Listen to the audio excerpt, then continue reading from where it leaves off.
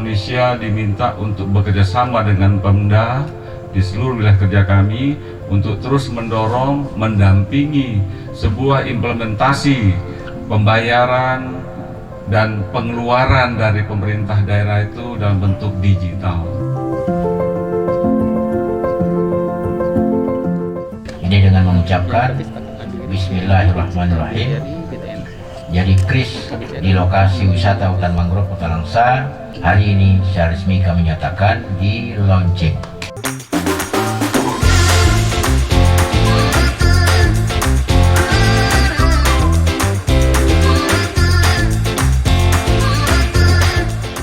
Alhamdulillah hari ini kita baru saja launching KRIS, kode pembayaran standar nasional, kepada travelers, pengunjung ataupun wisatawan yang ingin berkunjung ke Mangrove Forest Park Kota Langsa bisa langsung menggunakan aplikasi ini, aplikasi non tunai. Jadi para pengunjung ataupun wisatawan jangan pernah ragu untuk yang tidak membawa uang tunai bisa langsung menggunakan barcode ini untuk tiket masuk di Mangrove Forest Park Kota Langsa.